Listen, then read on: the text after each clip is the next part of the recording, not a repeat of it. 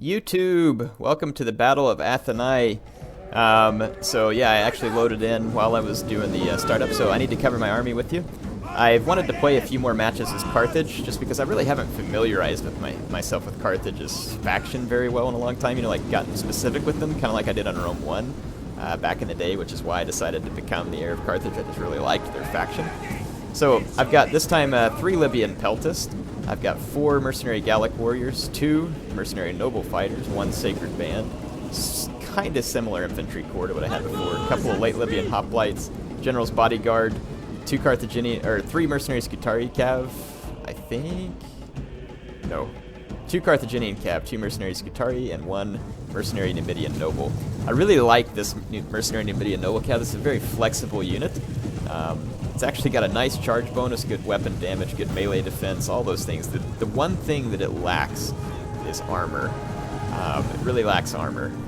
So, and as far as a truly heavy horseman, their health is a little lower too. But still a very powerful horseman, especially due to that melee attack, and effective against cav with javelins, and they're also effective against infantry and rear charges, or front charges if it's not a very strong infantry unit. So, units that I'm still kind of taking a look at. Mercenary Gallic warriors. I actually find this to be a pretty nice little unit and pretty cost effective. Very cheap, nice bang for your buck. Sacred Band is a great support unit. It bolsters the morale of these cheaper units and kind of gives them discipline. Not literally like the discipline trait, of course. And then I've got these late Libyan hoplites and then these mercenary noble fighters. These guys are brutal. They inspire nearby units, got headhunt, just very nice charge, very good stats basically on these guys. Kind of like a light Oathsworn. Not quite as good as an Oathsworn, but pretty good. My opponent's army. So up front he's got mostly Principes. In the back he's got, looks like a couple of Hastati and a couple of Praetorian Guard, a couple of Syrian archers. His cav is all over here right now. He's got 2 Legionary cav and a Praetorian cav.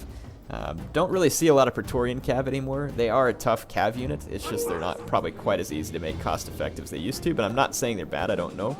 Now here I'm going to implement a strategy. My opponent puts his cav all on this flank, which means my skirmishers are free to roam over here. So I'm going to move all 3 of my skirmishers and present a line right here from which I can start harassing these troops. This is going to allow my front line to cleanly engage his Principes, which are good troops but not as good as some of his others. So really, these skirmishers are meant to distract his Praetorian Guard if possible. But my opponent sees those skirmishers, and he's going to react and start bringing his cav back over here to face my heavy skirmishers. Now let's talk about heavy skirmishers for a moment in this game. I need to get back into play. If you look at these guys, my guys have 65 armor, 44 melee defense, 50 health.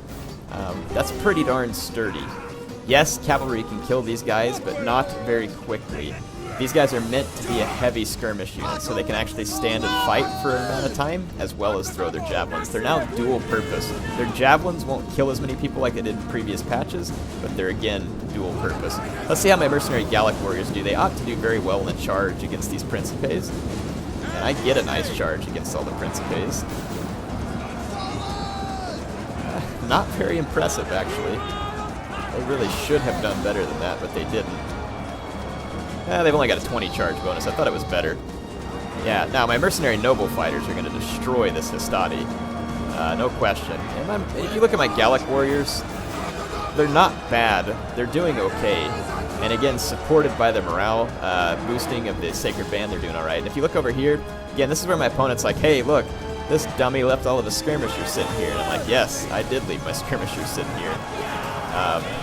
So I'm going to leave them sitting there, and then this allows me to get a nice clean countercharge with this pretty powerful mercenary Scutari cav, and his cavalry is now pinned, and he even brings his Praetorian Guard through the back of his own men against my mercenary Scutari, so that was a mistake. But over here, if you look, I've got late Libyan hoplites outflanking, and this mercenary noble fighter's already tanked 1 Hastati, and is going to start working on its second, with only 3 losses against the Hastati.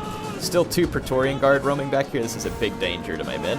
And the mainline fight is still going to the Principes for the most part. My only unit up front that's winning is my Sacred Band. Now, if you look over here, I have another mercenary noble fighter that just absolutely destroyed this legionary cohort. The only kills the cohort is getting is actually against my late Libyan hoplites. And then back here, I'm just using my cavalry to distract and harass the Praetorian Guard. I just don't want these guys in the infantry fight yet. I'm really unconcerned about my cavalry. Like, I'm just going to pull them back. I just don't want them in the infantry fight at this point.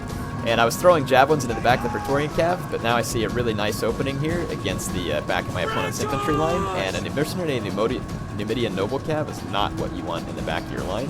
And then again, here comes a mercenary Scutari cav, and then here comes the mercenary Numidians, and that's going to be devastating. It's going to really help take down some of these Principes. At least it should, once my guys get to stand there and fight for a second. Actually, it did very little damage.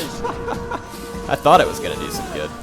Yeah, most of my kills on this are javelin kills so far, and then when I pull out here, I accidentally run into his Praetorian Guard, but I'm going to get out of there pretty quick. And you can see that I'm actually going to try and run into the back of these cavalry real quick. So I just did a quick run with my cav. I can't leave him there because the Romans will end up tanking out my infantry and the cav. But if you look at that, I killed 40 legionaries with that unit, 26 with that, 37 with this. Not impressive numbers, but if you see, kind of they are keeping these Principes busy.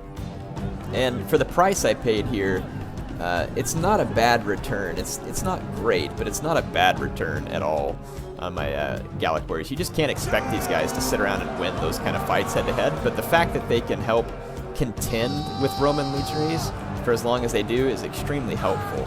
And again, they're held up by the Sacred Band infantry, which is now definitely tanking it out versus this other unit. And again, now here comes more rear charges and rear infantry charges. So this is going to actually start to turn the morale of this Principe unit in the center. But they just broke my Gallic warriors on the flanks. But hey, it's no big deal. This mercenary noble fighter's got 175 kills, only 13 losses, and they're ready for more. So I'm going to get a nice rear charge on these Principes. And it is going to be a very clean, very brutal charge.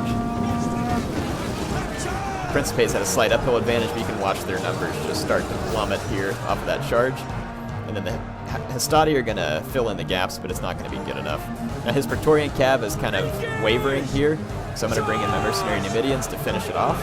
And again, look, all three of my skirmishers still alive with minimal losses because this cavalry got countercharged, and there was, if you think about it, that was 180 fairly heavily armored infantrymen here, even though they're skirmishers.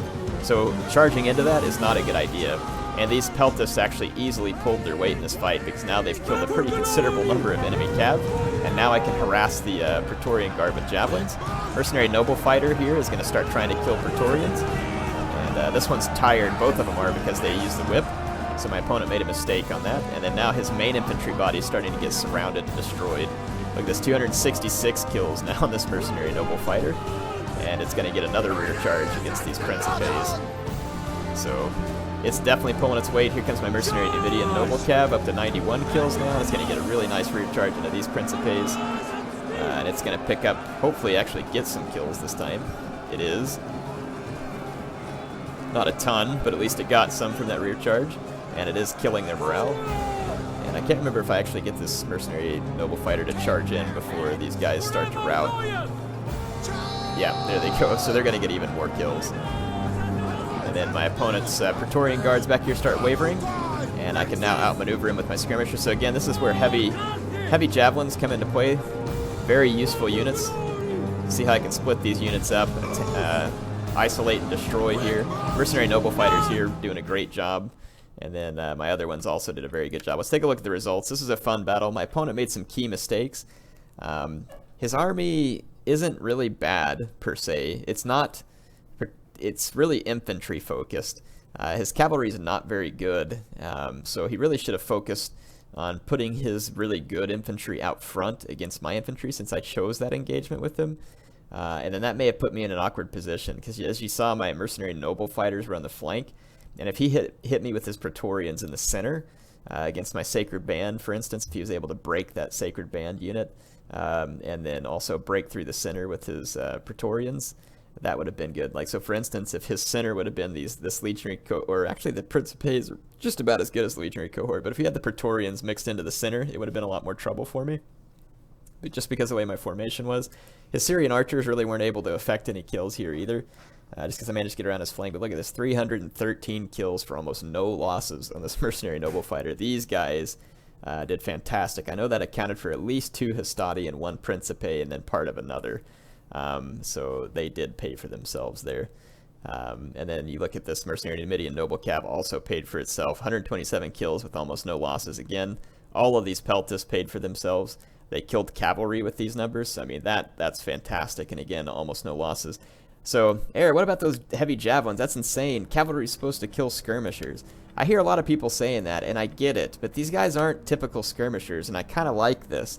Because javelins don't get a whole ton of infantry kills anymore. They are fairly useful against cavalry, and I like this. It makes the javelins a very nice support unit, even potentially against cavalry. Now, if these guys do get charged by like heavy shot cav or very heavy melee cav, they will get killed.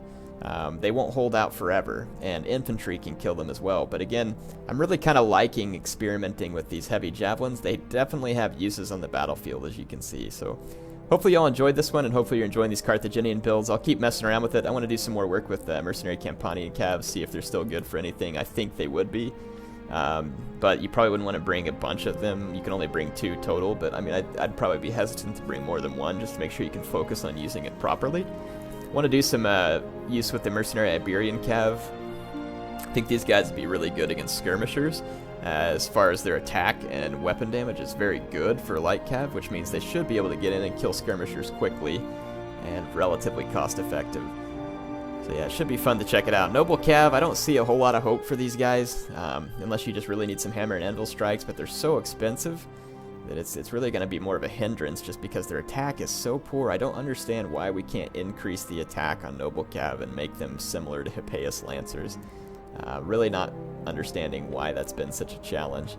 But Carthaginian Hoplites, great unit. I mean, there's lots of good stuff going on here about Carthage. Some of you want me to finish my Carthage faction review. I'll try and do that sometime soon. But hopefully you all enjoyed this one. HeirofCarthage signing off for now.